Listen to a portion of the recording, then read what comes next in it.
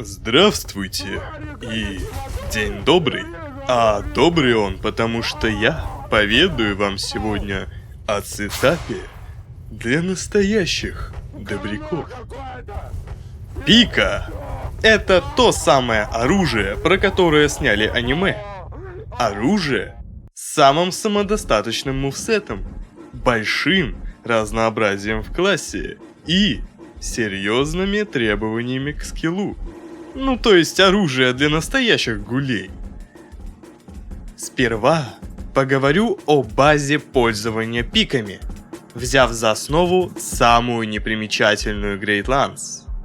А затем пройдусь по всем остальным оружиям в классе, задевая лишь их уникальные особенности и то, как они меняют уже оговоренную формулу.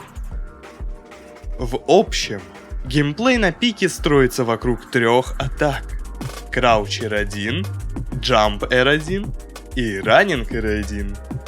Пройдемся по порядку. На атаку с приседа саму по себе очень легко реагировать. Это как бы не очень круто, при условии, что она является главной движущей силой этого сетапа. Поэтому, чтобы играть на пике, придется научиться блендить ее анимации. Делать это не очень сложно, но требует смены раскладки и прокачки сноровки. Суть в том, чтобы создать как можно больше движения, тем самым пряча первые фреймы атаки в массиве из движений. При правильном использовании будет делать реаксинг вашего крауча практически невозможным, попутно давая возможность использовать другие атаки. Крауч идеально подходит для ролл-кетчей и панишей из-за своей скорости и гарантированного поисбрейка. Позволяет при правильном спейсе атаки и успешном наказании промаха входить в серию ролл-кетчей и предикт панишей, так называемый Vortex, из которого неопытному игроку попросту не выйти.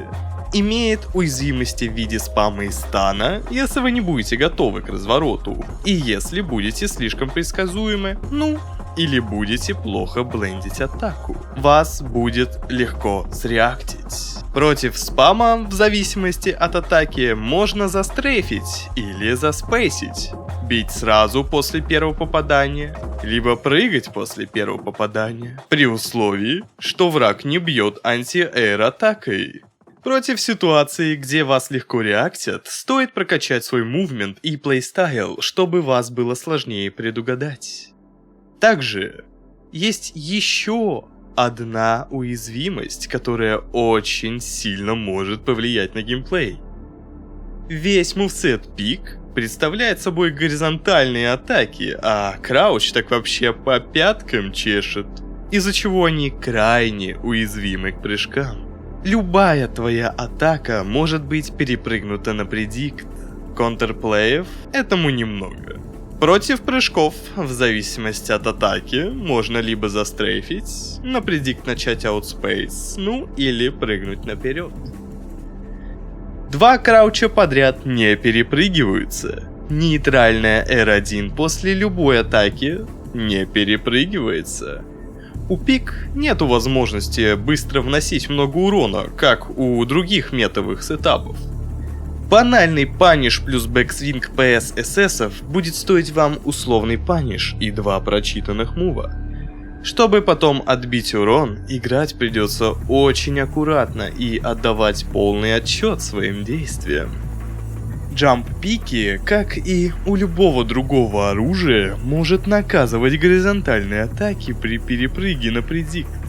Вдобавок к этому, у пики он довольно длинный и имеет относительно быструю скорость, что позволит держать оппонента в постоянном напряге из-за него. А поскольку сама по себе джамп-атака пики представляет определенную опасность, можно джампать без атаки. Например, пустой прыжок в раннинг отлично ловит предикт ролла джампа. Или из пустого джампа можно сразу переходить в крауч, начиная Vortex, без как таковых ошибок со стороны оппонента. Конечно, как и совсем, на пиках стоит учитывать, что оппонент может прочитать ваши намерения и рвать жопу будут уже вам. Имеет дистанцию короче джампа, но длиннее крауча. Сам по себе исполняет роль относительно неплохого предикт паниша или наказания за плохой спейсинг. Если враг готов предиктролить крауч, то раннинг атака очень хорошо подойдет для ролл-кетча такого мува.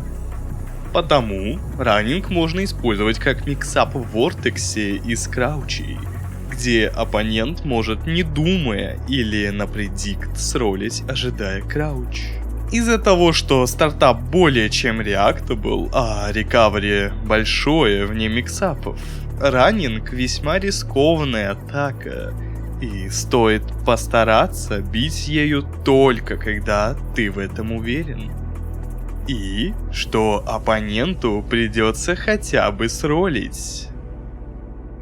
Весь геймплей на пике крутится вокруг грамотного сближения на дистанцию крауча, с последующими панишами и ролл-кетчами, с чем будут помогать контроль на средней и дальней дистанции с раннинга и джампа, так и миксапы из одних ударов в другие, при этом всем не забывая о постоянной угрозе аутплея от оппонента.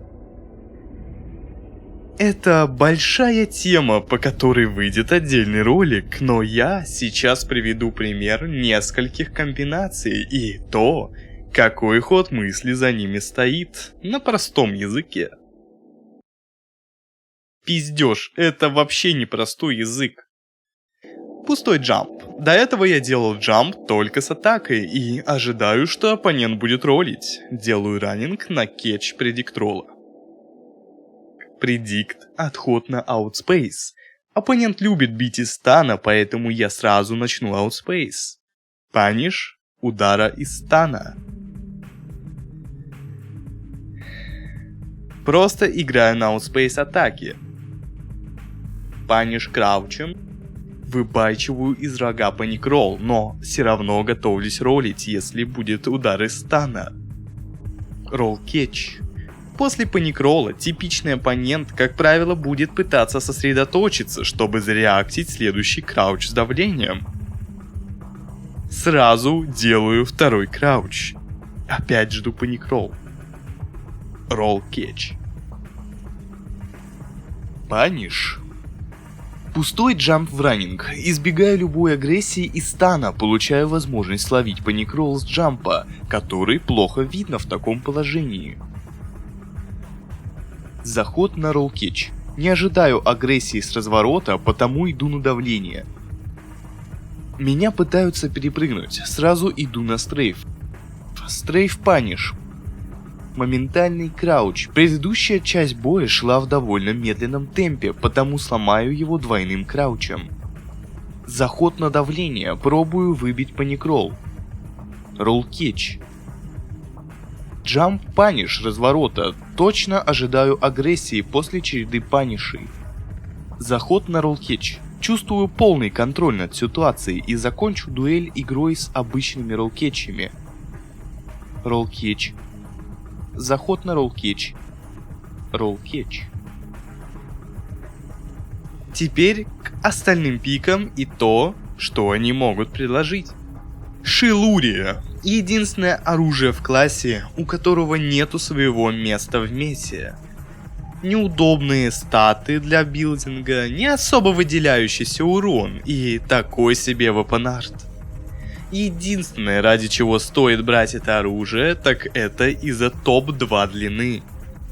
Сам вепонарт представляет из себя франкштейнную версию Штормстомпа с большим уроном и радиусом, но с безумно долгим стартапом. Попадать им можно будет разве что на очень далекий предикт или в углу, и то хуй его знает. Копье Мога. Топ-1 рейндж, статус, приемлемый вепонарт, но самый маленький урон с руки во всем классе. Из-за сплита с огнем, что является худшим элементом для PvP. Использовать копье Мога стоит с редувией его в хенде. компенсируя недостаток урона и получая дополнительный источник для настака статуса. Также позволяет играть более агрессивно из-за скорости кинжала. Имеет только одну true комбу R2 в L1 кинжала, что в любом случае непрактично из-за одноручного хвата пики. Ты попросту лишаешься гиперброни, то есть пояс ресетаться после ударов не будет. И это стоит учитывать. Вапонард же недурно может сработать при предварительном настаке блида в загоне оппонента к углу. Ебет так, что мама не узнает, но стоит учитывать, что стартап очень долгий и вам могут просто сбить каст или сделать бэкстеп через жопу. Пользуйтесь с осторожностью. Копье Вайка. Самый короткий. Урон на уровне копья Мога. Относительно бесполезный вапонард. Единственное достоинство этого оружия в его статусе.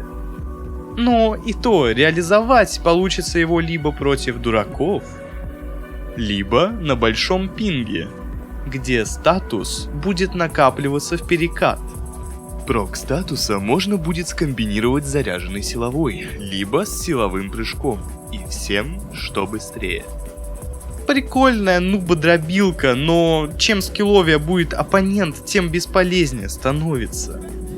Триспир. Чуть короче Шилурии, имеет встроенный святой урон и главное, что имеет возможность быть забафанным сверху, что вкупе со святой смазкой позволяет вносить один из самых больших уронов в классе. Вапонард абсолютно бесполезен. Имеет уникальные силовые, которые при полной зарядке наносят очень много урона и отлично роллкетчат. А точнее, первая силовая допускает погрешность в 1 фрейм для ролла, а вторая должна быть заролена Perfect Frame, а также дарует нихуевую такую гиперброню, которая позволяет размениваться совсем вплоть до УГСов. Добротная палка. Серпент. Сам по себе по длине сидит на уровне с копьем Вайка, наносит самый большой чисто физический урон.